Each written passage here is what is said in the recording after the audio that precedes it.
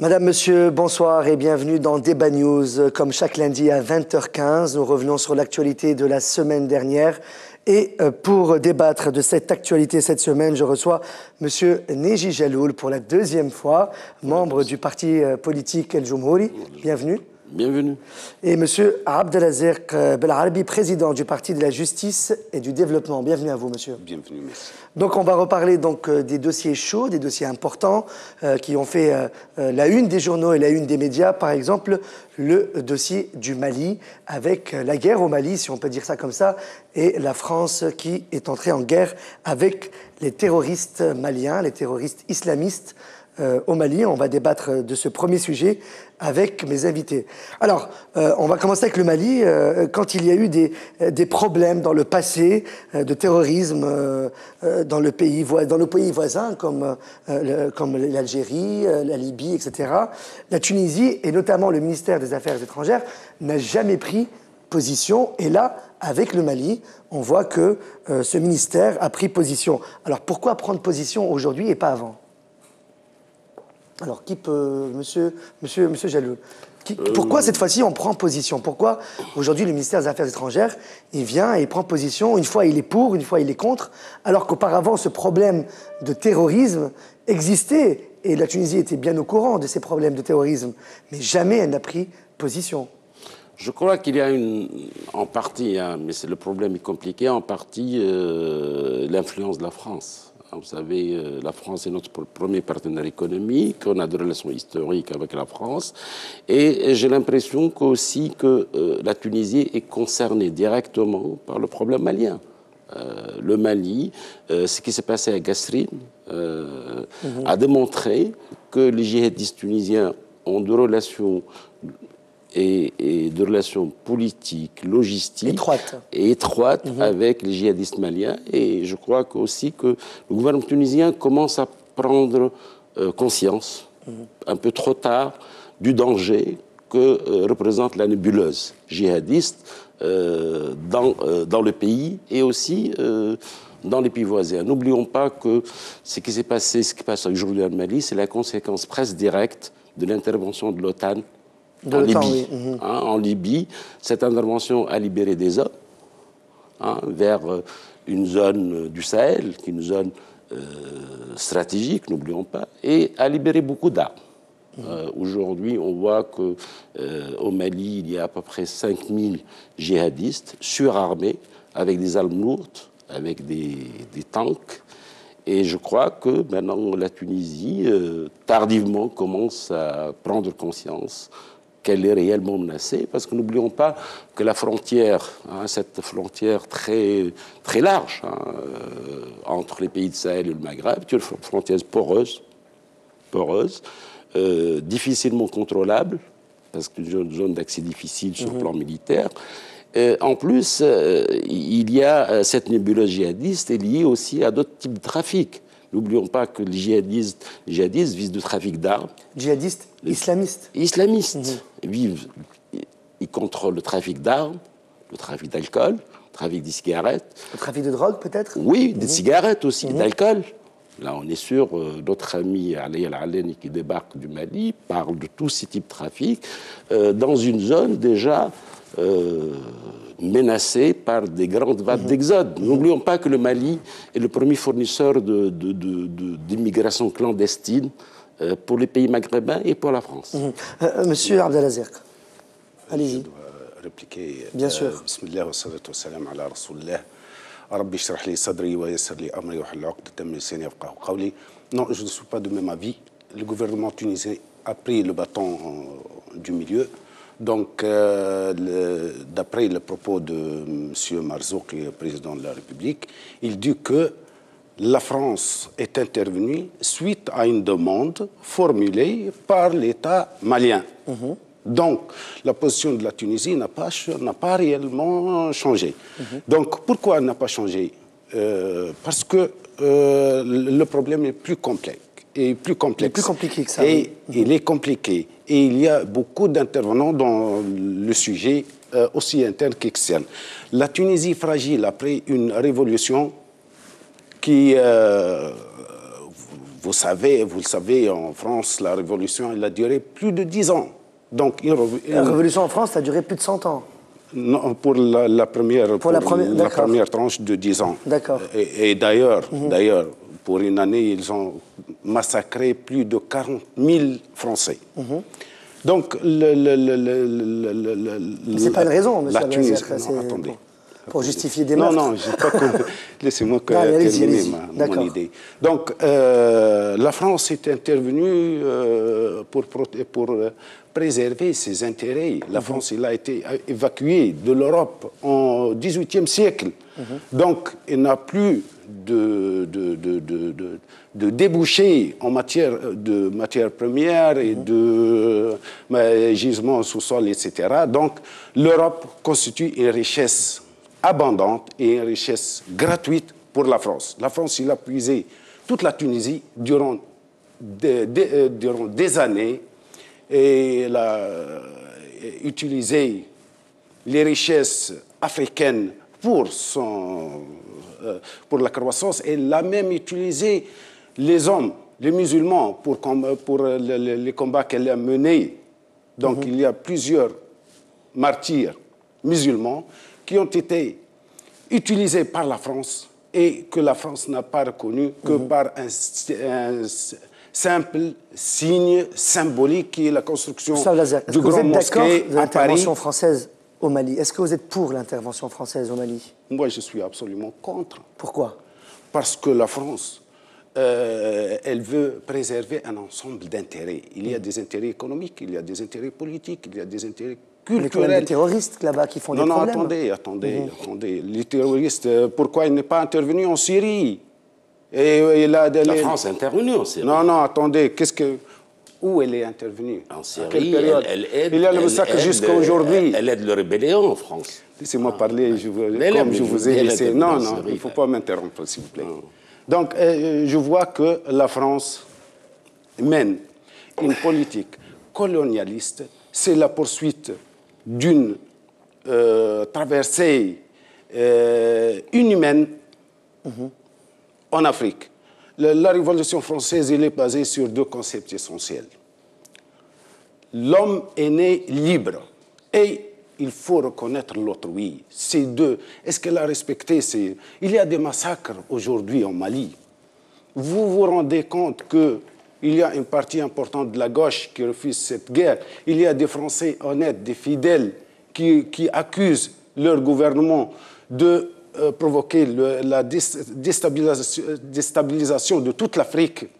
Vous savez la conséquence désastreuse de cette intervention au niveau de toute l'Afrique, y compris même la Tunisie.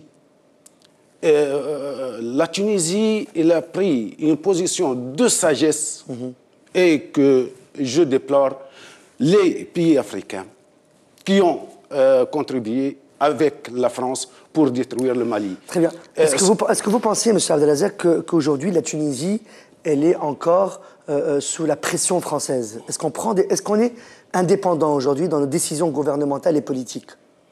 Il y a cette question, donc je dois la répartir en deux parties. D'accord. Et je reviens vers vous pour répondre à M. Abdelazek. Il y a une position du gouvernement qui est une position logique et acceptable. La France n'a pas aidé les Tunisiens pour combattre le régime corrompu en Tunisie. Donc la France... Le régime de Ben Ali. De Ben Ali. Et sachant que la France a aidé le régime militairement, etc., comme elle le fait pour tous les pays de l'Afrique. Vous savez qu'en Afrique, il y avait plus de 100 positions militaires en Afrique. Maintenant, il y a à peu près 6. Donc le coût engagé par la France pour préserver son existence militaire est coûteux, tellement coûteux que la France l'a substitué par une assistance technique. Une assistance technique uniquement orientée vers l'agression du peuple et la soumission du peuple africain. aux orientations françaises. Monsieur Jaloul, qu'est-ce que vous pouvez répondre aux propos de M. Abdelazer? Écoutez, il est contre l'intervention militaire en France. Écoutez, en politique, contre malheureusement... l'intervention militaire en Mali, excusez-moi. En politique, en Tunisie, malheureusement, il y a plus de populisme que de rationalité. Les relations internationales, c'est avant tout, sont fondées sur le problème d'intérêt, pas sur le romantisme. Les Japonais étaient massacrés à Hiroshima, ils ont vu que leurs intérêts de pays sont à côté de l'Amérique, de l'ancien ennemi, et pour l'intérêt du Japon, ils ont tissé de relations étroites avec l'Amérique. Les Français et les Allemands se sont entretués pendant la première, la seconde, pendant l'époque Bismarck, tout ça. Il y a tellement de conflits. Et actuellement, la locomotive de l'Europe, c'est le couple franco-allemand. J'en parlerai pas de la rivalité historique entre l'Angleterre et la France. L'ancien colon anglais est devenu l'ami de l'Amérique. C'est ça, leur relation internationale. La France nous a occupés. Moi, je suis le fils d'un résistant. Mon père a pris les armes contre la France. Il a eu l'indépendance. Actuellement, la France est un pays ami. Moi, personnellement, j'ai fait mes études en France. Je suis un enfant de la Sorbonne. Je dois à mes profs français ma formation. Je dois... c'est ça aussi, on a plié la page de la colonisation. Maintenant, la France est notre premier partenaire économique. On est un pays francophone. On est pays arabe et musulman, mais francophone. La France est un pays ami, notre premier partenaire économique. Et c'est de point de vue qu'il faut qu'on voit nos relations avec la France. La France accueille une bonne communauté tunisienne, bien intégrée. Personnellement, ma femme est franco-arabe. Et c'est comme ça qu'on va nous interroger. Actuellement, les intérêts de la France, probablement, ne sont pas les intérêts de la Tunisie. Moi, au Jemour, on est contre l'intervention aussi de la France au Mali, parce qu'on part du principe sacro-saint du droit de peuple à l'autodétermination, à gérer les affaires. C'est le Mali qui a demandé à la France d'intervenir, non? C'est vrai que le Mali... Mais il y a beaucoup dans la position française et américaine et tunisienne aussi, beaucoup d'hypocrisie. Il y a beaucoup d'hypocrisie. Parce qu'en même temps, le problème qui se pose en Syrie, il est le même qui se pose en Mali. La Syrie est un pays attaqué, violé par des djihadistes, entre autres des djihadistes tunisiens. Et là, les djihadistes et même l'islamisme, même le gouvernement tunisien qui a accueilli les amis de la Syrie, applaudit un pays détruit, massacré, un pays arabe ami, la Syrie. 95% des effectifs de l'armée syrienne libre est constitué d'étrangers. Il y a beaucoup de Tunisiens aussi là-bas. Et apparemment, le recrutement se passe en Tunisie et le gouvernement tunisien laisse passer. Alors que le gouvernement tunisien, probablement, est mitigé par rapport à ses copains qui se trouvent au Mali. Autrement aussi, je répète que sans l'intervention de la France, de l'Amérique, du Qatar, on oublie ce pays. Ce pays, il finance, il aide, il arme des djihadistes en Syrie, mais il arme aussi des djihadistes au Mali. Ansar al-Sharia sont financés, et maintenant tous les rapports le disent, financés par le Qatar. Alors il y a beaucoup d'hypocrisie. C'est vrai qu'au lieu, notre position, je mouris, au lieu d'une intervention française, même si aussi, il faut mettre la nuance. Il faut dire qu'ils ont l'aide d'autres pays. Il y a le Sénégal. Il y a le Sénégal, il y a les pays directement touchés, le Burkina Faso, le Niger, le Nigeria, parce que les Nigériens ont aussi un groupe qui s'appelle Boko Haram aussi, parce que c'est une nébuleuse. Les djihadistes, Boko Haram, non, les pays riverains ont d'autres problèmes. Moi, je comprends l'intervention, mais au lieu d'intervenir militairement avec ce bourbier, parce que ça s'annonce un bourbier, avec une réaction djihadiste pour les intérêts français en Tunisie, on parlera, il a fallu mieux aider, armer l'armée malienne, et pour nous, au Maghreb, il est urgent de trouver une forme d'entente, une forme de collaboration entre pays maghrébins pour affronter ce problème, parce que c'est réellement un problème de terrorisme. C'est un problème de terrorisme, de djihadisme, un terrorisme takfiriste, parce qu'en fin de compte, c'est un terrorisme takfiriste qui menace réellement la stabilité, la sécurité, et surtout qui menace notre partenariat économique avec l'Europe. N'oublions pas qu'on est un pays qui vit du tourisme et qui vit aussi de services. Monsieur Abdelaziz, alors, qu'est-ce que vous pouvez répondre? Alors aujourd'hui... Premièrement, voilà. Je dois répliquer. Allez-y. Nous voulons que les rapports avec la France soient des rapports égalitaires. Nous sommes un pays libre. Nous sommes des citoyens. Vous avez la différence. On est un pays libre. Nous sommes... Je ne t'ai pas interrompu. Non, mais on est... Laissez-moi parler, s'il vous plaît. Vous n'avez pas la patience d'écouter. Non, mais vous êtes professeur. Vous êtes notre professeur même. Allez-y. OK. Donc, je pense que nous sommes un pays arabo-musulman qui se respecte, qui a des droits et qui donne les devoirs. Donc, il n'y a personne qui peut nous donner de leçons. Nous avons mené, nous, seuls, notre révolution. J'étais moi-même parmi les 200 premiers qui sont placés à place Mohamed Ali dans la première manifestation contre Ben Ali. Et donc, par conséquent, nous voulons avoir une nouvelle base de relations avec la France basée sur l'équité, la loyauté, la transparence et l'objectivité. Deuxièmement, vous dites que 90% des soldats libres en Syrie sont des étrangers. Je trouve que c'est un peu exagéré. C'était un peu exagéré. On nous montre, j'ai des centaines de vidéos qui prouvent le contraire. J'espère bien que c'est ils demandent, les soldats, notre parti, nous sommes contre cette guerre. C'est une guerre inutile que la facture est payée par le peuple. Et je crois que cette guerre doit terminer. Et je sens que la France et les autres États sont impliqués dans cette guerre, sachant que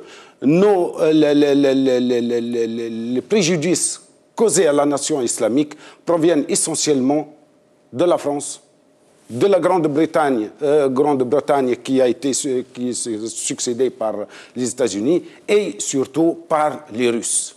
Les Russes, vous vous rappelez les conventions Sykes-Picot, etc. La Russie n'était pas dans cette... Les pays... Non, faites attention. Faites attention, il y a 3 partis qui ont signé l'accord. Mais la Russie a été mentionnée unanime. Donc c'est par la suite qu'on s'est aperçu que la Grande-Bretagne est la 3e partie qui a signé. Vous êtes intellectuel, vous êtes censé connaître. Vous êtes censé connaître ces détails quand même. Les pays qui ont collaboré avec la France sont les pays qui, classiquement, sont alliés à la France. La France, qui, normalement, en tant que pays colonialiste, aurait dû aider ces pays à trouver une certaine complémentarité, à instaurer une industrie lourde, une économie sociale équitable, etc. Mais la France, elle s'est contentée de renforcer les pouvoirs injustes dans les pays africains. Dans les pays africains. Les pays qui ont le plus soutenu la France sont le Sénégal, Burkina Faso, le Ghana, Togo, Bénin, Nigeria, Niger, etc. Ce sont les pays qui ont soutenu. Donc, pour nous, vous dites qu'il y a un extrémisme islamique, etc., qui veut s'imposer. Moi, je vais vous dire notre perception de la chose, que ça suffit du colonialisme. Nous devons avoir des gens qui défendent notre nation. On ne doit pas être soumis. On ne doit pas être... jusqu'à quand défendre la nation ou défendre l'islam, enfin l'extrémisme islamique? Non, c'est défendre les patries. Défendre l'homme, défendre la liberté. Est-ce que vous êtes pour les djihadistes islamistes? Est-ce que votre parti est pour le djihadiste pour ce qui se passe au Mali, que les terroristes islamistes veulent rendre le pays malien... Pourquoi vous les appelez terroristes islamistes? Pourquoi la France s'est intervenue en Mali? Les djihadistes, pourquoi alors les djihadistes n'ont pas le droit d'intervenir et la France a le droit d'intervenir? Mais je vous pose la question. Est-ce que, je vous pose une autre question plus pertinente. Mais vous me répondez par une question. Oui. Est-ce qu'il y a un droit international ou non? Il y a les États-Unis. Pourquoi pas? Nous avons le fameux article 7 qui autorise les États-Unis à l'Union européenne. Les Nations Unies. Les Nations Unies à déployer la force lorsqu'il y a une menace contre l'homme, contre l'humanité. Pourquoi la France s'est proposée exclusivement et de façon unilatérale à défendre ses intérêts au détriment de... Alors, Monsieur Jalloul, vous pouvez répondre peut-être à cette question. Écoutez, moi j'essaie de comprendre. Premièrement, je répète que je mourrai et on est contre l'intervention française partant d'un principe. Mais rappelons aussi les faits historiques, qu'après la chute du dernier président malien en 2012, les Touaregs qui étaient impliqués avec Kadhafi se sont installés et les djihadistes sont vus greffer. Et actuellement, il y a une menace qui pèse sur Bamako et la France est intervenue en vertu d'une résolution des Nations Unies. Et selon l'appel du pays, du gouvernement malien. C'est-à-dire, c'est ça le contexte. Le contexte, c'est un contexte de relations internationales. Écoutez, les pays sont gérés par le droit international. Il y a un droit international. Écoutez, le gouvernement malien, c'est son droit d'appeler au secours son ami traditionnel, la France, c'est un pays ami pour le Tchad. Nous, les Tunisiens, c'est pas nos oignons. On a des positions de principe, mais arrêtons aussi, appelons les choses par leur nom. Ceux qui sont au Mali, ce sont des étrangers. Il y a des Saoudiens, il y a des Égyptiens, il y a des Tunisiens. Oui. Dans les quatre, il y a 4 formations là-bas. Il y avait Al-Qaïda, l'AQMI. Au Maghreb islamique. Il y avait l'AQMI, il y a Ansar al-Sharia, il y a le Bujaou, et il y a une 4e formation qui s'appelle, j'oublie le nom, mais c'est 4 formations. Dans les 4 formations, à part Ansar al-Sharia, qui est une formation presque malienne, les autres formations sont constituées, comme je dis, d'Égyptiens, de Saoudiens, d'Algériens, pour l'AQMI, il y a beaucoup d'Algériens, d'Américains, d'Européens, c'est des étrangers. Et écoutez, c'est des gens qui ne viennent ni défendre l'islam. Mais c'est en train de venir vers nous, ça. Ils ne défendent l'islam, ni d'identité arabo-musulmane. De toute façon, les Maliens ne sont pas arabes, sont berbères. Ils n'ont rien d'arabe, les Maliens sont musulmans, mais sont berbères. Il y a aussi cette relation berbérophone qui nous lie avec eux. C'est des gens, comme je viens de dire, qui sont impliqués dans un réseau de trafic d'armes, d'alcool, de cigarettes, de blanchiment d'argent, et c'est des terroristes. Appelons les choses par leur nom, c'est des terroristes. Et le terrorisme, et le Mali, c'est son droit de se défendre. Quelle est la politique du gouvernement tunisien au jour d'aujourd'hui contre le terrorisme saharien? Parce qu'on a vu qu'il y avait 11 ravisseurs qui ont été tués en Algérie sur le site pétrolier. La Tunisie n'a pris aucune décision par rapport à ces Tunisiens. Elle a été absente par rapport à ça. Écoutez, le gouvernement tunisien est absent depuis longtemps. Premièrement, il y a, tout le monde connaît, ce n'est plus un secret de polichinelle, il y a l'islamisation, entre parenthèses, du ministère de l'Intérieur. Actuellement, le ministère de l'Intérieur est presque... Non, je ne dis pas pourquoi. Parce que c'est... Non, écoutez, je ne dis pas pourquoi. On est en train d'islamiser... Écoutez, écoutez. Non, on est en train d'islamiser, entre guillemets, écoutez... C'est un ministre souverain... Un ancien officier du ministère de l'Intérieur, si Semi, comment il s'appelle, c'est sa capitaine, j'ai oublié le nom, comment il s'appelle, Samat, je crois, a dit qu'on va commencer à donner des cours d'instruction religieuse hein, dans les académies de police et dans les écoles de police. Appelez ça ce que vous voulez. Moi, j'appelle l'islamisation du ministère de l'Intérieur. Deuxièmement, et d'anciens Nadawi, aujourd'hui détiennent, hein, détiennent les clés du ministère de l'Intérieur. Je vous cite les noms, Samir Beldi. Hein, c'est un Nadawi qui, je vous donne le nom de Silabidi. Écoutez, il y a un projet d'islamisation, hein, réel, hein, du ministère de l'Intérieur.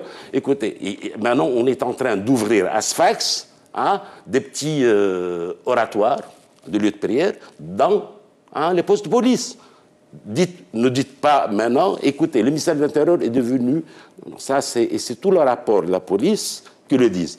Deuxièmement, non, laissez-moi parler. Deuxièmement, les instructions qui étaient données au début, hein, à la police, surtout à la brigade du DST qui s'occupait de terroristes, et je vous cite les propos des officiers. Hein, des officiers. Vous savez, moi, je suis un ancien de la Commission nationale des sphères militaires et je connais des officiers. Hein, parmi mes étudiants, j'ai des officiers qui font leur thèse avec moi. Alors, je connais le problème sécuritaire un peu. Hein, des instructions données que contrôler n'intervenait pas. Et petit à petit, se formait une nébuleuse par mégarde, par peut-être amateurisme. Moi, je parle plus, peut-être je ne parle pas de connivence, mais je parle d'amateurisme dans la gestion des affaires de la sécurité de notre pays. Et qu'est-ce que ça donnait? On a trouvé des stocks d'armes à Kassri, des stocks d'armes à Mednine. Et à Mednine, ce qu'on a trouvé, ce n'est pas des armes, hein. C'est des armes lourdes, hein. C'est des missiles. Hein. Ce qu'on a trouvé à Mednine, c'est de quoi détruire deux villes comme Sousse. Hein. Ah, on a trouvé pas des roquettes RPG, c'est pas de jouets pour enfants. Des roquettes RPG, on a trouvé ça à Célienne, on a trouvé à Sfax, hein, en pleine zone urbaine de la Tunisie. On ressent que les djihadistes sont arrivés en Tunisie. Ils sont bel et bien présents, non? Ce qui est grave, c'est que les armes trouvées à Mednine ne peuvent pas passer en contrebande. Hein? Vous avez des missiles comme ça, des armes lourdes, pas. C'est des armes. Non, ils ne passent pas. Ils ne viennent pas en contrebande de la Libye. C'est des armes qui sont passées par un port tunisien. Probablement du temps de la guerre contre la Libye. Probablement. Mais comment des armes de cet ordre de grandeur peuvent être cachées, passer inaperçu, et le gouvernement tunisien ne fait rien. Vous dénigrez un peu la réalité. Je ne dénigre pas. Non, faites attention, s'il vous plaît. Les armes lourdes qui sont détectées en Tunisie ont été entrées en Tunisie lors de la période de votre leader. Qui? De Beji Qaïd Sebsi. C'est pas mon leader, ils ont cité, non, vous êtes une coalition avec Nida Touns. Ne cachez pas les réalités. Donc, ils ont été... Est-ce que vous reconnaissez le parti de l'opposition aujourd'hui en Tunisie? Vous, en tant que parti, en tant que président du parti de la justice et du développement, vous reconnaissez l'opposition en Tunisie ou pas? L'opposition, sauf les symboles de l'ancien régime. On ne reconnaît pas, on ne traite pas avec Nida Touns. On ne fait pas d'alliance ou d'union, coalition avec le parti Beji Qaïd Sebsi, jamais, ou des partis ex-RCDistes ou ex-PDP aussi. Non, ex-PDP. Non, ex-PDP. Je vais. La deuxième séance, on va en parler. La deuxième séance, on va en parler. Moi, je fais partie de 200 personnes qui sont sorties devant le JTT. Hein? Mais je n'en fais pas un fonds de commerce. Ça me fait honneur. Parce que le militantisme est devenu un fonds de commerce qu'on vend maintenant. Ce n'est pas un fonds de commerce. Oui. Qui fait le commerce avec un fonds de commerce, ça devient le militantisme. Soyez responsable. Je vous assure. Qui a fait il y a 200. Heureusement, il y a 200. J'en fais partie. Pas plus. Non, j'en fais partie. Je reviens à vos propos concernant... le ministère de l'Intérieur et les armes lourdes en Tunisie. Je vous ai dit que ces armes ont été détectées lors de Beji Qaïd Sebsi. Lors du gouvernement de Beji Qaïd Sebsi. D'accord. Et ont été... Donc, on savait, le ministère de l'Intérieur savait qu'il existait ce matériel. Et Beji Qaïd Sebsi, il a voulu laisser ces armes pour éventuellement... c'est à lui de poser cette question. Oui, c'est vrai. Oui, pourquoi pas faire un coup d'État. C'est la Mouemra. Oui. Non, c'est pas la Mouemra, c'est des réalités. C'est des réalités. Deuxièmement, Et à propos du nord du Mali, c'est des citoyens maliens qui ont occupé une partie du territoire et qui ont voulu libérer, faire une révolution au Mali contre la corruption. Et il y a des gens, surtout Touareg et les sont alliés au gouvernement malien. Écoutez, arrêtez. Non, les Touaregs sont alliés au gouvernement malien. Il était chassé par les djihadistes, les Touaregs. Arrêtez. Ou bien vous lisez l'histoire telle qu'elle est. Non, je vous assure, je connais très bien le dossier. Est-ce que je connais trop bien le dossier. Vous dites des statistiques, etc. Il y a des Tunisiens au Mali. Ça? Comment vous avez trouvé les Américains. C'est 95%. Vous ne parlez que de 95%. Mais soyez logique, soyez réaliste, soyez objectif dans vos propos. Il ne faut pas dire n'importe quoi.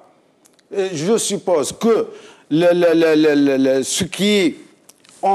ce qui est passé entre le nord et le sud du Malien est une affaire intérieure qui aurait dû être résolue par les pays de la région et non pas par l'intervention de la France. La France cherchait l'uranium et cherchait les minerais. Et sachant que plus que de 80% de l'énergie française, il est produite par le nucléaire. Donc la France cherche ses intérêts économiques, politique, culturelle, sociale, etc. Et nous, on veut défendre le diable. Quel intérêt à défendre la France lorsqu'elle agit hors la loi, par la force, pour créer une nouvelle réalité? Vous savez, les premiers discours du président de la France, il parlait de concevoir un État laïque. Voilà le problème. Le problème, c'est qu'ils veulent lutter contre l'islamisme. La montée de l'islam a fait peur l'Occident. Quoi, c'est du wahhabisme, c'est même pas de l'islam, ça. Quel wahhabisme? Vous pensez si djihadiste et musulman? Quel wahhabisme? Je connais pas le wahhabisme, moi. Et ces gens ne me représentent pas. C'est de wahhabistes, c'est de tueurs. Ça, c'est des tueurs. Mais de quel islam vous parlez? De l'islam de Mohamed Aboueb? L'islam malien, c'est un islam maraboutique, tunisien. Ce sont les commerçants du sud tunisien. De quel wahhabisme vous parlez? Je ne connais même pas le wahhabisme. Les djihadistes, c'est qui là? Discutez avec eux. Écoutez, qu'on soit réaliste, il y a deux volets du problème. Nous, on condamne l'intervention française, mais ayez le courage de condamner l'intervention qatari aussi. Nous, on condamne l'intervention. Ayez le courage de dire que le Qatar finance ces assassins. Oui. Ayez le courage de le faire parce que vous ne pouvez pas le faire. Parti de la justice parce que du développement. Le parrain qatari... Non, écoutez, laisse-moi parler. Maintenant, je parle. Le parrain qatari est intouchable. Écoutez, le parrain qatari est intouchable. Tous les gens qui entrent leur pays avec sur les canons. Quels canons? Les armes. Écoutez. Les chars étrangers. Nous, on est contre. Mais condamnez le Qatar. Dites que le Qatar finance ces gens. Quels gens? Les Ansar Sharia. Ansar Sharia et Ansar ad-Din sont financés par le Qatar. Qui vous dit ça? Est-ce que vous avez les preuves? Moi, je n'ai pas les preuves. Moi, je ne veux pas travailler avec l'Interpol. Parce que le même groupe... Non, je ne travaille pas avec ça. S'il vous plaît, donc parlez comme ça. Moi, je vous respecte. Parce que vous dites des propos gratuits. Vous dites des propos lisez la presse. Sans preuves concrètes. Écoutez, j'ai la preuve. Je voulais dire, le même groupe est représenté au Mali et est représenté dans le congrès de Marrakech avec les amis du peuple syrien. Le même groupe accueilli à bras ouverts par le gouvernement tunisien. Ce sont les mêmes. J'ai rien compris. Écoutez, vous ne voulez pas comprendre. Ce sont les mêmes qui combattent en Syrie et au Mali. Ce sont les mêmes. C'est la même idéologie, c'est les mêmes armes, c'est les mêmes parents. Et c'est les mêmes. C'est normal. Et c'est la même nébuleuse. Elle défend la cause islamiste d'après ses concepts, d'après ses objectifs. Vous défendez le Qad, vous? Non, mais c'est le Qad qui est au Mali. Mais c'est Al-Qaïda qui est au Mali. C'est pas de musulmans, c'est Al-Qaïda. Écoutez, au Mali, c'est Al-Qaïda au pays de Maghreb. Elle a 2000 combattants. Je vous donne les chiffres. Al-Qaïda permet 2000. Il y a 5000. Écoutez, monsieur, il y a 5000. Il y a 5000 combattants. 2000 de l'AQMI, 1000 d'Ansar Sharia, 1000 de musulmans. Hein, et Al-Qaïda est le groupe le plus, c'est le groupe le plus représenté, dans cette nébuleuse. On parle de chiffres, on parle de réalité, on ne parle pas d'ange. Deuxièmement, arrêtez de dire, écoutez, moi je ne représente pas Bebesh Qassib Sissi, je ne représente pas Nida Tunis, moi je représente le Jumhouri. On est un parti à qui on n'a pas à nous donner des leçons de militantisme. On s'est battu contre Ben Ali. Non, le PDP s'est battu contre Ben Ali. Écoutez, on s'est battu contre Ben Ali. Tous les islamistes ont écrit dans notre journal Al-Mawqif, on était le seul journal sur la place qui se battait. On s'est battu contre Ben Ali, mais on s'est battu pour notre pays. Pas pour le Qatar, pas pour l'Amérique, pas pour les agents d'une puissance étrangère. Aujourd'hui, nous, on n'est pas de nostalgiques. Le RCD est mort. Allah yarhamou. Aujourd'hui, il y a des Tunisiens. Écoutez, les sages sorcières n'en veulent pas. Écoutez, on n'en veut pas des chasses sorcières. Écoutez, les RCDistes existent encore. Les RCDistes existent. Ils sont chez Copan.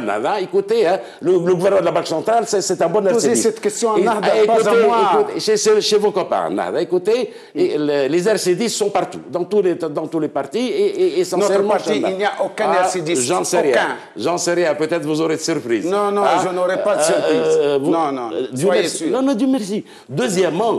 Deuxièmement, arrêtez de dire n'importe quoi. Si c'est vrai, c'est une période. La Tunisie, certainement, a aidé, d'autant que Beji a aidé en ouvrant les frontières pour la Libye, c'est vrai. Mais vous n'allez pas me dire que Beji a stocké ses armes, quand même.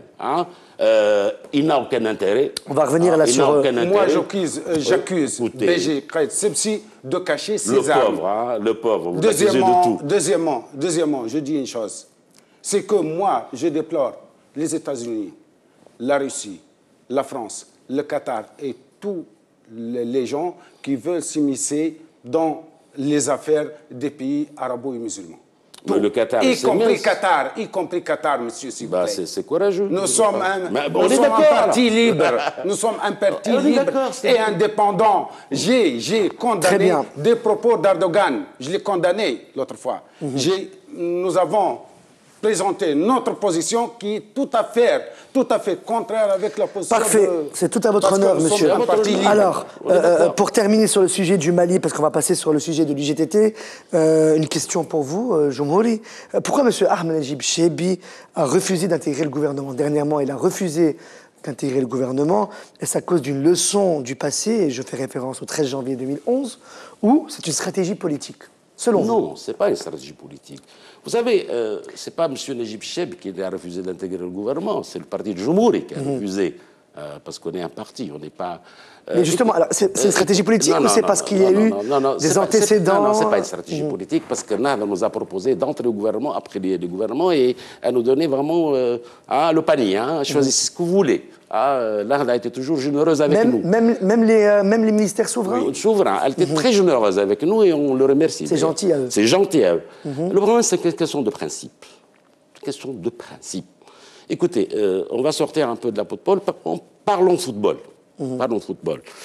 Une équipe qui perd, on change l'entraîneur et on change une partie de joueurs. Écoutez, tu as une équipe aujourd'hui au gouvernement qui a un fond de jeu très mauvais. Un système de jeu très mauvais. Un entraîneur qui est M. El Ranouchi, qui ne sait pas les règles du football, il pense jouer au handball. Alors, il y a tout un système à changer. C'est le système du gouvernement. Si tu veux, quand une équipe mauvaise, très mauvaise, du football, vous pouvez injecter Messi ou Maradona, elle perdra. C'est ça le problème. D'accord. Alors, nous, on a un problème. Le problème, ce n'est pas changer ou permuter quelques ministres. Le problème, c'est un style de gouvernement. Ou bien on change de conception de gouvernement, de conception de gestion de pays, de type de gouvernance, on est prêt à intégrer le gouvernement. Sinon, permuter quelques personnes, nous, on n'a pas besoin. On n'a pas besoin. Par rapport à M. Ahmed Najib Chebi, au parti Jumhouri, qui a refusé de faire partie du gouvernement, est-ce que vous pensez que c'est une stratégie politique Pour moi, personnellement, je pense que c'est une tactique. Parce que ils savent pertinemment qu'un ministre, pour prendre ses fonctions, réellement, il doit au moins avoir 8 à 12 mois pour maîtriser son poste et connaître les éléments clés du métier. Ce n'est pas facile d'être un ministre. Donc, ils sont intelligents, ils ont refusé le don gratuit de nada. Il leur a donné pourquoi? Qu'est-ce qu'ils ont donné pour nada? Au contraire, moi, pour nous, notre position au niveau du Parti de la Justice et du Développement, nous condamnons le Conseil institutionnel, le Conseil. Et nous croyons que ces gens ont un mandat déterminé de gérer la période transitoire et de nous concevoir un guide sociétal qui est la Constitution, pas plus. Donc, ils sont en train de s'entrebattre et comme si nous avons donné un projet pour une construction, des gens qui bâtissent, l'autre qui détruit. Donc, nous considérons que c'est un dossier de corruption et qui doit être condamné. Très bien, donc on passe au volet de l'UGTT. On a vu bientôt le remaniement ministériel qui va s'annoncer, on espère d'ici quelques jours, ou c'était samedi dernier, si on est lundi, on verra. Ça devient un remaniement guignolesque. Voilà, hein? Ce sont vos propos. Guignolesque. On se souvient du gouvernement de Béji Caïd Essebsi qui prenait des décisions en collaboration avec l'UGTT. Il y avait toujours une collaboration entre le gouvernement de Béji Caïd Essebsi et l'UGTT. Aujourd'hui, dans le gouvernement de Hamadi Jbeli, l'UGTT est écarté. Pourquoi? On remarque que l'UGTT ne fait plus partie de la vie politique dans le gouvernement de Hamadi Jbeli. Oui. Pourquoi? Bon, merci. Pour moi, je suppose que je raisonne réciproquement. Je vois que M. Béji Caïd Essebsi a tort. Parce que l'UGTT, dont les leaders sont des gens corrompus, c'est des gens qui n'ont pas été élus dans le congrès de Tabarka, l'hôtel de Tabarka. Et nous avons bien vécu comment se sont faites les élections.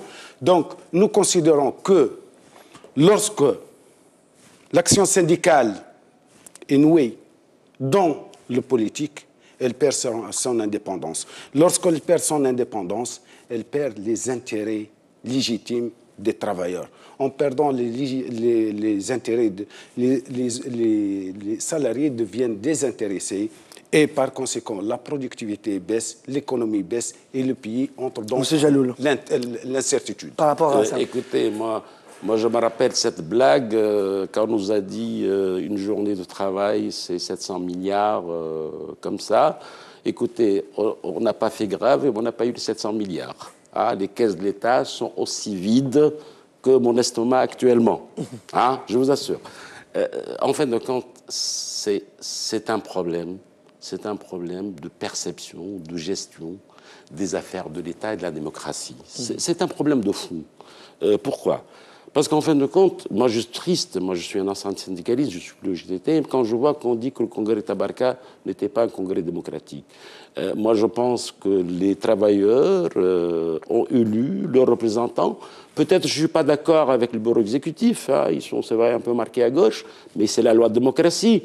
Comme je respecte des gens de la gauche à la tête du GTT, moi je respecte monsieur Chourou, qui veut me crucifier, il est élu démocratiquement. Et je respecte le vote du peuple tunisien comme je respecte les votes. C'est ça la démocratie. C'est-à-dire on ne vote pas selon ses propres désirs. Hein, parfois un vote. Écoutez, moi je pense que l'UGTT est une institution élue démocratiquement.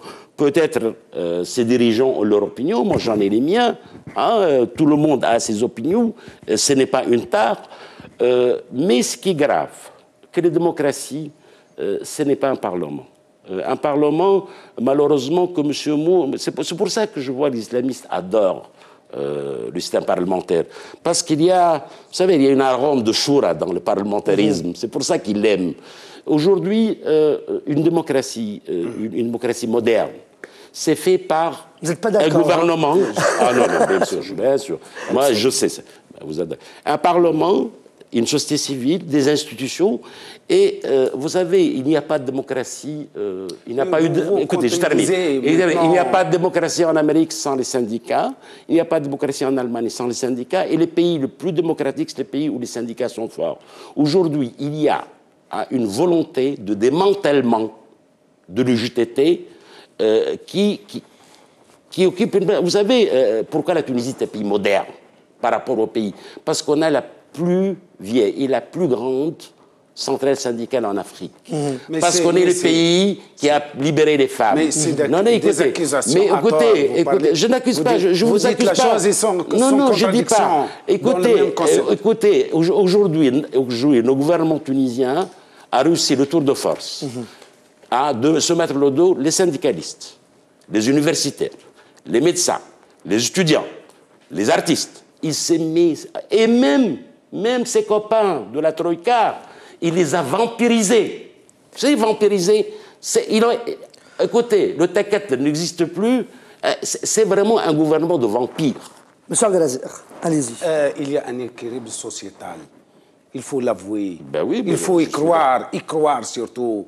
Il ne faut pas être le double langage, ça n'aboutit à rien. Moi, je conteste qu'on est en train d'attaquer le GTT. Mais s'il vous plaît, écoutez, s'il vous plaît. Il y a mais pourquoi vous obstinez à défendre Nada? Vous n'êtes pas nadaouiste. Attendez, je ne suis pas nadaouiste, mais pourquoi vous le défendez? Mais je vous dis la réalité. Ils ne veulent pas de vous. Ils veulent du Jumouri au gouvernement. Oui. Vous avez raison. Mais c'est vrai, ils ne veulent pas de vous. Vous avez raison. Ils veulent de nous. Écoutez, s'il vous plaît. Nous devons, en tant qu'intellectuels, donner les réalités objectives aux gens. C'est qu'il y a un équilibre sociétal. À travers notre évolution, nous cherchons à chercher une certaine stabilité pour un développement durable. Il faut que les institutions soient indépendantes. Mais il n'y a plus de développement en Tunisie. Il n'y a plus de développement. Allez-y, monsieur Abdelaziz. On le laisse répondre, allez-y. Donc, il y a les institutions syndicales. Il y a l'audiovisuel, etc., les médias et tout, les revues, etc. Il y a... Ils sont contre les médias aussi. Attendez, il faut poser... Allez-y. Donc, si on va renforcer une partie au détriment des autres, donc on n'aura pas cet équilibre souhaité. L'UGTT ne doit pas s'immiscer dans la politique. Et le gouvernement doit laisser l'UGTT travailler, doit laisser les autres composantes de la société fonctionner normalement. Sinon, nous serons le jour ou l'autre confrontés à des difficultés. Vous rigolez lorsque vous dites de l'approche parlementaire. Faites attention. Je dis parlementarisme. Oui. Je ne dis pas parlementaire. Non, faites attention. L'opposition commet une grave erreur en ce jour-là. Et je vous rappellerai incessamment. En Égypte, on dit pourquoi le président de la République a ses pouvoirs. Parce qu'il est islamiste. En Tunisie, pourquoi Marzouki ne pas lui donner plus de... Il faut être objectif. Il faut opter pour un régime qui stabilise notre... Nous avons vécu l'oppression, le malheur, la pauvreté, le chômage avec un régime présidentiel. On doit l'abandonner pour voir une nouvelle aspiration, une nouvelle inspiration, une nouvelle culture. Qu'est-ce que vous répondez, M. Jaloul, à ça? Non, sincèrement, je jette pas le bébé avec l'eau du bain. Écoutez, le système présidentiel en Amérique, c'est un présidentiel, parce que la France, c'est pas présidentiel. C'est parlementaire, la France, contrairement à ce qu'on pense d'un régime parlementaire. Écoutez, pourquoi Aristote a vanté... Écoutez, c'est un régime parlementaire, la France. Comment vous distinguez entre régime parlementaire et... C'est un régime parlementaire. Non. Comment vous distinguez? Le seul régime présidentaire au monde, c'est le régime américain. Le seul régime présidentaire au monde. Non, monsieur. Je vous assure. Non, monsieur. Chaque fois. Et le régime d'Amérique latine. On ne discute pas ça. Non, s'il vous plaît. Un mot d'ordre, s'il vous plaît. Écoutez, vous n'êtes pas constitutionnaliste, je ne suis pas constitutionnaliste. Un mot d'ordre, chaque fois. Allez-y, un mot d'ordre. Il y a élection, chaque fois qu'il y a élection du président, on dit que c'est un régime présidentiel. Bon, disons Donc, que la c'est un France est régime présidentielle. Moi, je ne m'attarde oui. pas sur ça. Mais Parce je qu'il y a vous dis pourquoi des- Aristote a vanté la Constitution de Carthage. Parce que la Constitution de Carthage fait l'équilibre entre la monarchie et ce qu'on nomme les suffètes, le Parlement. Il y a un équilibre.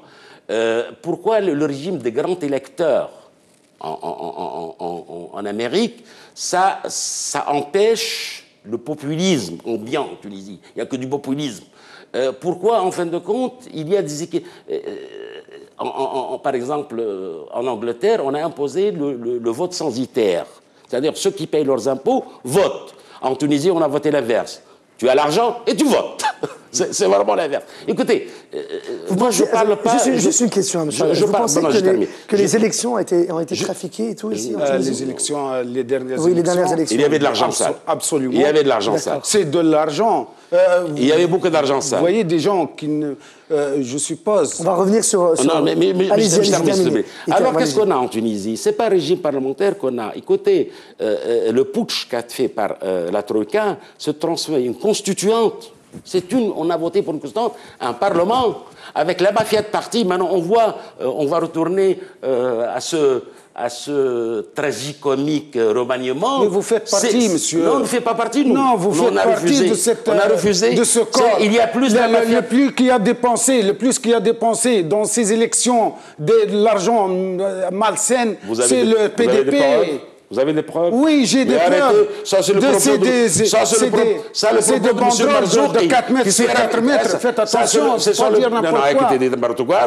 Moi, je connais mon parti, vous ne me connaissez pas. Alors, je sais ce qu'on a dépensé. Vous avez dépensé des milliards et des milliards. Je vous défie de me donner un seul exemple d'argent sale. Je vous ai donné. Non, donnez-moi un exemple. Écoutez, le blablabla là, vous avez apporté cet argent. Moi, je suis universitaire, scientifique, le blabla, ça marche. La fameuse image. Donnez-moi vos preuves. La fameuse image de secrétaire général avec... C'est notre argent. On a 60 000, adhérents. C'est notre argent. Tu vous donnez aux adhérents de l'argent. Moi, je donne de mon salaire. Mon salaire. Écoutez, on est un parti où il y a beaucoup de cadres. On est, barkallah, des grands médecins, des grands universitaires, des grands polytechniciens, et on a des très bons salaires. Chebi a dit que nous avons reçu des hommes d'affaires et vous vouliez, comment ça se fait? Et de reçus d'affaires propres. Mais faites... Ah oui, on a reçu. Parlez un peu et on a donné. Objectivement.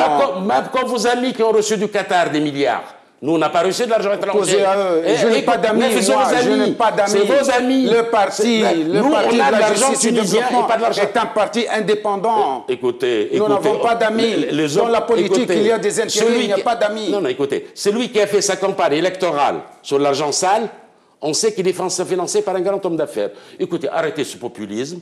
Dans toutes les démocraties du monde, démocraties du monde, il y a des mécènes. Nous, on a eu le mécène du PDP, on a nos comptes, on a finance, on sait qui nous a donné et on a fait de la transparence. Mais vos dirigeants ont dit que nous avons reçu de l'argent des hommes d'affaires. Mais les hommes d'affaires sont propres, ces hommes d'affaires. Il y a des hommes d'affaires qui gagnent honnêtement leur vie. Les hommes d'affaires qui donnent aux partis politiques, ce ne sont pas des hommes d'affaires. C'est des hommes d'affaires de notre... C'est des hommes d'affaires corrompus qui ont des surplus, qui n'ont pas payé leur impôt. Ils n'ont pas payé leur impôt. Arrêtez, c'est pas tous les hommes. C'est des détournements. C'est enregistrement. C'est avec ces discours populistes que vous avez ruiné le pays. Et que vous avez...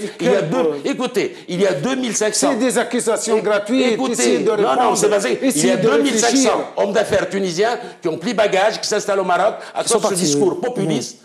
Écoutez, il y a un problème populiste. Quel discours? Vous êtes riche, vous êtes voleur. Vous êtes beau, vous n'êtes pas bien. Vous êtes instruit, vous êtes... je suis beau, je suis bien, ça va. Il y a un populisme de misérabilisme. C'est le misérabilisme ambiant qui est en train de détruire notre pays. Il y a des hommes d'affaires sains. Écoutez, j'y gagne bien mon pays. Qui ont investi leur argent pour le développement du pays et non pour encourager un clan. Vous n'avez pas de l'argent par rapport aux autres. Nous n'avons Vous êtes pauvre alors. Aucun sou. C'est bien. Nous, on n'a pas les gens pauvres. Très bien. Écoutez. Donc vous n'avez pas d'argent. On n'a pas d'argent, nous. On n'a pas d'argent. Très bien. Nous travaillons avec un budget raisonnable. Je vous assure que je vous donne une chose. Je vous donne un secret. Nous avons été contactés par les gens qui vous contactent maintenant. Plus de 40 partis. Ils vont voulu s'associer avec le Parti Justice et Développement, ils nous ont proposé de 1000 à 1 milliard de dinars et nous avons refusé partie de la justice. Parce qu'on ne peut pas construire l'avenir du pays avec l'argent corrompu. Écoutez, qui vous a dit le contraire? Qui vous a dit le contraire? Nous aussi, on ne prend pas de l'argent sale. Mais il y a des mécènes, c'est dans toutes les démocraties, il y a des mécènes. L'essentiel, que ce soit de comptes non opaques, de comptes vérifiés. Écoutez, donnez vos comptes au cours de compte pour la vérifier. Ben écoutez, nos dossiers... Présentez vos rapports financiers. On a tout représenté. Il y a sauf ceux qui ont perdu leur livret. Le CPR. Nous, on a, et je vous assure et vous jure, allez demander, je vous donne après l'émission les coordonnées des juges de la Cour de compte, nos affaires sont clean avec le Cour de compte. Il y a un seul parti qui a perdu son livret d'une façon bizarre. Mais là, c'est clean. Bon, on ferme la parenthèse, on revient sur l'UGTT. Très bien. Alors, quelle est la position de l'opposition vis-à-vis de l'UGTT dans la politique et surtout maintenant dans la Troïka? Quelle est votre position par rapport à l'UGTT aujourd'hui? La Troïka ne parle plus beaucoup avec l'UGTT. On attend, disons, donner un ultimatum de 1 mois après ce qui s'est passé devant la place Mohamed Ali il n'y a pas longtemps. On a dépassé ce délai-là, rien n'a été fait. Où est-ce qu'on en est aujourd'hui? Est-ce que l'opposition aujourd'hui prend une position ferme, stricte, claire? Parce qu'aujourd'hui, on n'a pas vu de position ferme, stricte et claire par rapport au gouvernement, aux relations du gouvernement de la Troïka et de l'UGTT. Écoutez, nous, on a refusé d'être au gouvernement. Entre autres, on demande fermement la dissolution de ces ligues, de l'habitat, de la protection. Les ligues de la protection de la Révolution. Je sais, de la protection, parce que moi, je vois qu'ils ne protègent ni la Révolution, ni le pays. C'est des corpuscules qui sont là pour préparer l'affrontement et la guerre civile. L'UGTT a été humilié, par ces ligues. Dans une réaction d'amour-propre, peut-être qui n'était... peut-être qui était un peu excessif, on a appelé à la grève générale. Bon, il n'y a pas eu la grève générale, c'est à l'honneur du GTT. C'est à l'honneur du GTT. Ce qui est scandaleux, c'est qu'après l'annulation de la grève générale, Mme Meherzi El Abidi a crié victoire. C'est ça où on est. C'est-à-dire, en fin de compte, avec ces gens, quand tu es raisonnable, quand tu penses à l'intérêt suprême du pays, tu deviens un lâche, un faible. C'est ça. En fin de compte, on est en train de gérer les affaires du pays d'une façon guerrière. Et dans le sens... Très bien. De façon guerrière. Nous, qu'est-ce que vous voulez qu'on fasse? On est dans l'opposition, on n'a pas le Parlement, on n'a pas le gouvernement, mais on était toujours à côté de l'UGTT. Monsieur Abdelazar, est-ce qu'on peut dire que est-ce qu'on peut dire que l'opposition utilise l'UGTT pour son intérêt, pour atteindre des objectifs politiques? Absolument. C'est un outil de pression sur le gouvernement et un pays d'ailleurs, nous avons vu les mêmes positions de certains partis politiques impliqués dans la structure de l'UGTT, les mêmes positions prises par les uns et les autres. Donc, ce que nous demandons, c'est que l'UGTT, c'est un symbole national. Nous avons, comme m'a dit mon confrère, nous avons bâti l'UGTT. Moi, j'étais responsable dans le comité d'entreprise d'une grande entreprise publique au nom de l'UGTT. Nous avons financé l'UGTT. Maintenant, nous voulons que l'UGTT joue son rôle historique, son rôle premièrement, de protection des intérêts exclusifs des travailleurs et deuxièmement, qui est un rôle de médiateur. Elle se retire de la politique. Oui, il se retire de la politique de médiateur pour la paix sociale en Tunisie. Notre situation est très fragile. Est-ce que vous partagez? Deuxièmement, je ne partage pas l'avis de mon confrère concernant les groupes de protection de la Révolution. Alors, revenons à ça, oui. Oui, ils existent, ils sont légitimes. Ils ont... dans ces RCDistes surtout. Certains miliciens du RCD. Moi, lorsqu'on va trouver... Oui, il y a des RCDistes partout, il y a des RCDistes. Même chez vous, dans les démocraties, il n'y a pas de seul parti où il n'y a pas des RCDistes, c'est le parti de la justice et du développement. Nous avons bloqué un bureau régional avec un soupçon d'un RCDiste, d'un seul RCDiste. Nous voulons travailler dans la transparence. Donc, ces gens, à majorité, on les connaît. Moi, j'étais parmi les groupes qui sont allés de Kram à Carthage pour l'avant-dernière marche, parce que la dernière marche, c'est l'affaire de Sidi Boussaïd. L'avant-dernière, moi, j'étais parmi les médiateurs auprès de... Ces gens, j'ai travaillé avec eux, ils ne cherchent que les moyens de protéger le passage pacifique du pouvoir. Mais attendez. Parce que là, les Ligues de protection de la Révolution, il y a un souci quand même avec eux. J'aimerais savoir les moyens qu'ils utilisent, parce que quand même, on a vu qu'à Tataouine, M. Lotfi Naguev, il a quand même été lynché. C'est un lynchage. Il a été... Bien. Il a été... Et je ne veux pas utiliser les mots, mais c'est... Lotfi Naguev, s'il vous plaît, on doit respecter... Lotfi Naguev. Lotfi Naguev, on doit respecter la justice. C'est une affaire en justice. Moi, je ne prends pas d'avis. Je dis juste que les gens le disent. Un stock de Molotov, un stock de pierres, un stock de bâtons. Moi, je ne m'y pas dans cette affaire. Elle est du regard de la justice. Et nous, parti de la justice et du développement, on respecte notre justice. D'accord.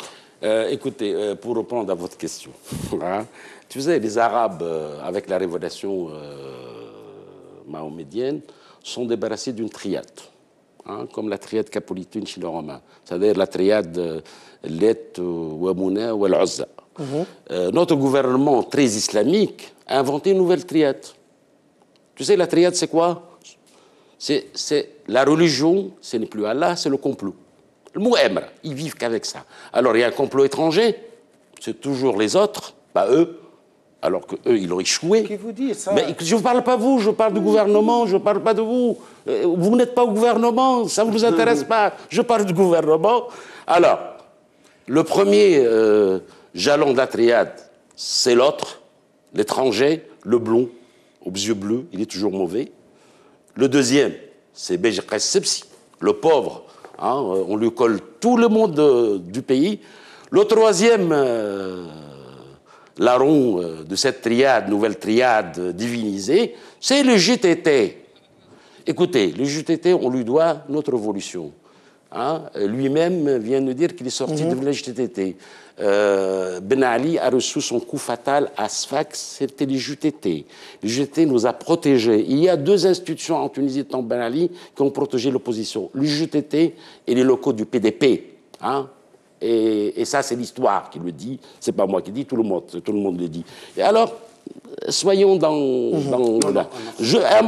mot pour les Ligues de la Révolution, parce que un mot pour les Ligues de la Révolution, parce que je trouve que c'est indécent. Et on termine avec le remaniement je trouve que c'est ministériel. indécent. C'est indécent. Parce qu'en fin de compte, chaque fois qu'on a installé des ligues, on s'est acheminé vers la dictature. Je vous donne les exemples.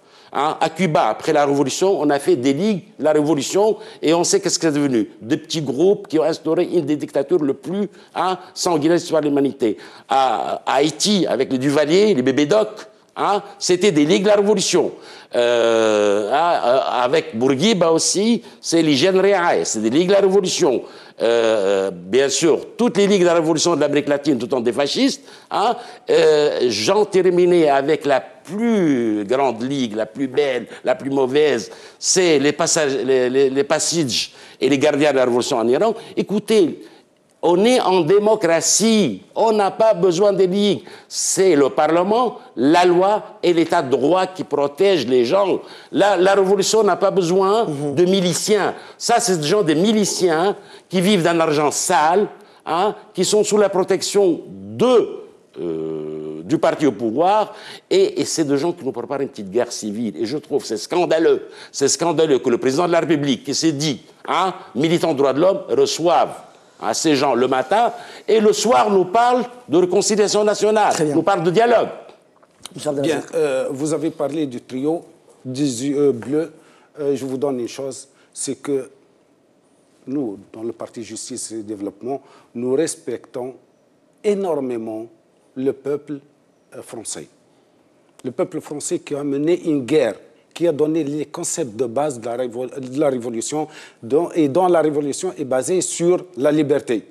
Donc on n'a pas à croire... Je ne parle pas de vous, Deuxièmement, je parle du gouvernement. Béji Qaïd Sebsi, il a joué pleinement son rôle et en delà de son rôle. Donc normalement, moi j'ai voyagé avec Béji Qaïd Sebsi à Sfax. Je vous assure qu'il n'est pas un homme d'État maintenant. Son état de santé ne le permet pas d'être un leader. Il a le droit de vivre. Il a le droit de vivre et Dieu merci. Vous remplacez Dieu. Ce n'est pas grâce à moi, grâce à vous qu'il doit exister. Il existe. Mais ne dites pas que Béji Qaïd Sebsi, il veut jouer un nouveau rôle avec des gens corrompus et des gens dont les mains sont salées avec du sang du peuple. L'UGTT... C'est qui Béji Qaïd Sebsi n'a pas les mains sales avec le sang du peuple. Avec les gens. Avec les gens. Donnez-moi des noms. Les historiens. Donnez-moi des noms. Si, Marzo. Mais écoutez, dites n'importe quoi. Vous dites n'importe quoi. Écoutez, si les Tunisiens, ce parti... Je ne veux pas personnaliser comme vous, ce vous parti, dites les noms. Ce parti, non, je termine, parce que moi, je ne parle pas dans l'absolu. C'est un parti qui est 20% dans le sondage. Si 20% de Tunisiens votent pour les assassins, ben c'est bon. Mais arrêtez de dire n'importe quoi. Mais l'argent sale peuvent acheter des gens. C'est vos amis qui ont du sang sur les mains aussi. C'est vos amis, ce n'est pas vos amis. Ah là, c'est vos amis. Vous êtes partis dans la Constituante. C'est nos amis, on est fiers de cette amitié. Nous refusons. Nous, on ne cache pas nos amitiés, mais vous cachez vos amitiés avec les Nadaouis. Nous, on ne cache pas nos amitiés. On est alliés avec Nida Tounes et on est fiers de cette alliance. On n'a pas de problème, nous. C'est des Tunisiens. De tous musulmans dans la terre. Nous sommes fiers de tous musulmans dans la terre et de tous les fidèles du monde. Voilà, s'il vous plaît. Mais je donc ne suis le pas troisième, contre. Le troisième, c'est que l'UGTT, et vous êtes présent, vous m'avez dit tout à l'heure que vous êtes présent parmi les 200.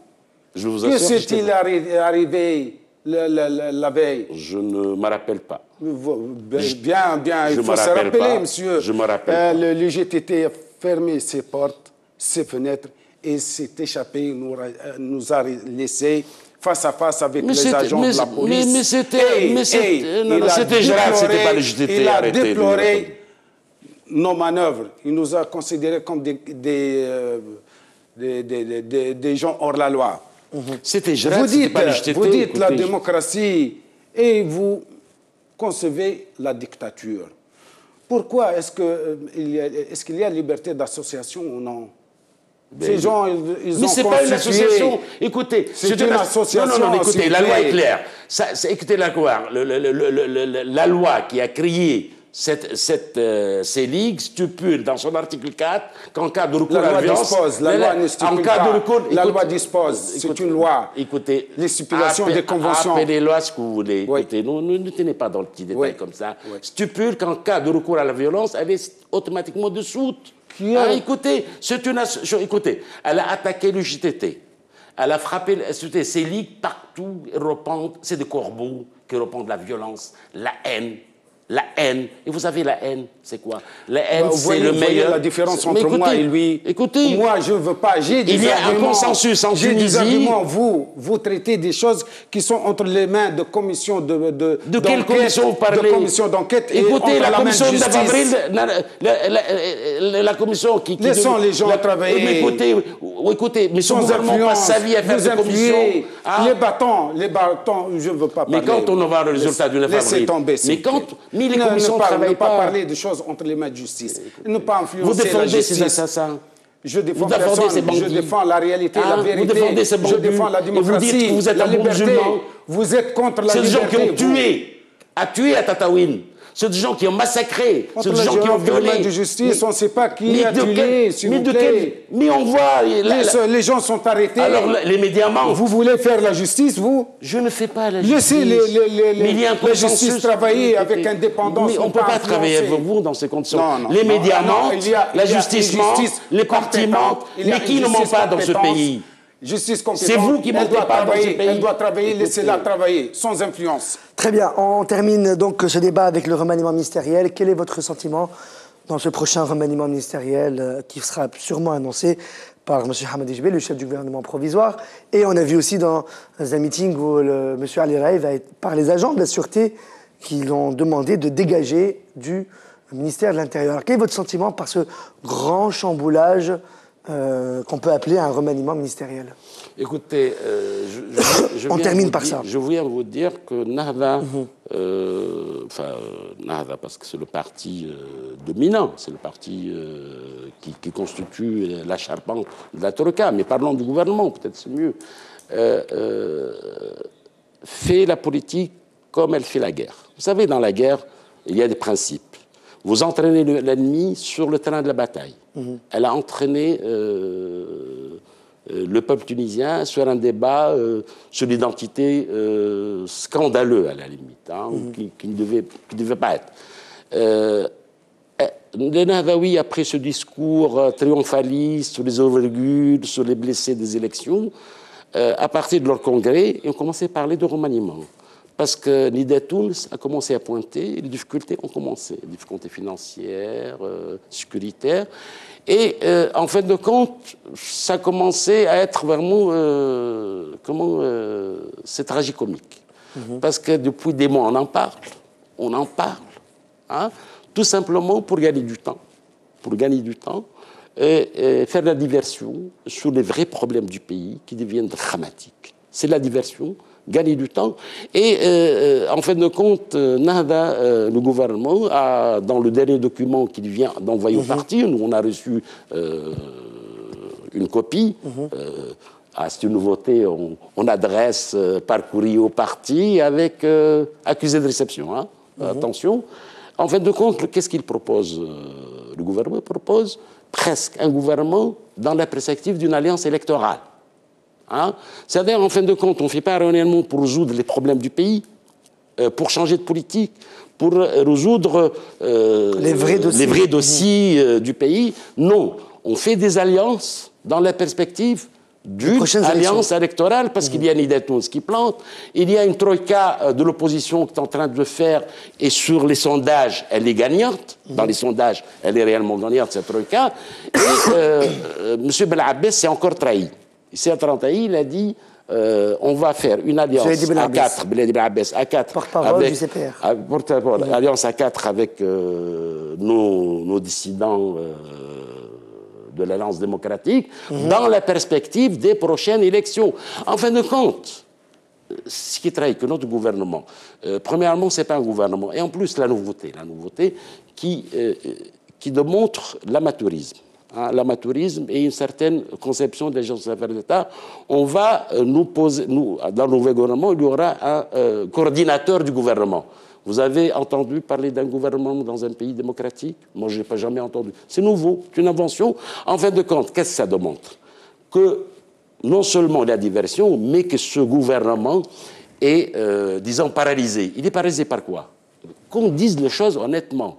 Il est paralysé par le lutte d'influence au sein de Nahda. On sait qu'il y a une lutte sans merci entre les partisans de M. Jbeli et de M. Ranoussi, et cette lutte d'influence paralyse et Nahda, et ce qui nous intéresse, paralyse notre pays. Alors qu'est-ce qu'on fait? M. Jbeli, il reste Premier ministre honorifique, mais on lui colle un fidèle des fidèles, M. Comment il s'appelle, le ministre de l'Agriculture, M. Ben Selem, et c'est une nouvelle invention dans la gestion. C'est lui qui va payer les frais, malheureusement. C'est ce pays qui va payer les frais de cette gestion chaotique, faite par les amateurs des affaires du pays. Et c'est l'image du pays à l'extérieur qui porte un sale coup.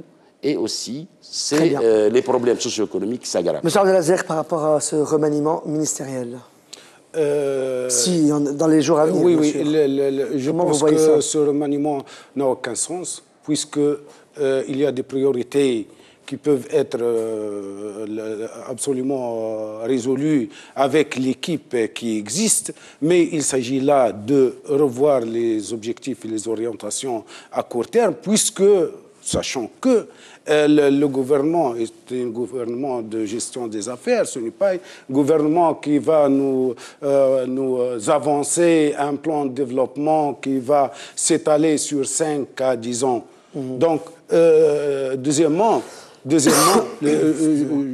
un ministre pour pouvoir maîtriser ses fonctions, il lui faut une certaine durée.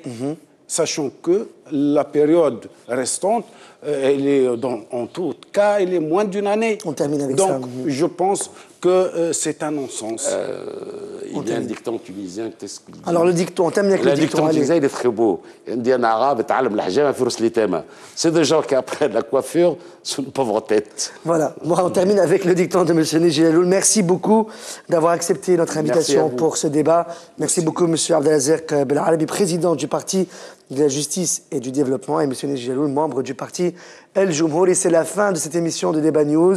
On se retrouve bien sûr la semaine prochaine, lundi prochain à 20h15 pour un nouveau numéro de Débat News. Bonne fin de soirée sur Tunisia TV. Au revoir.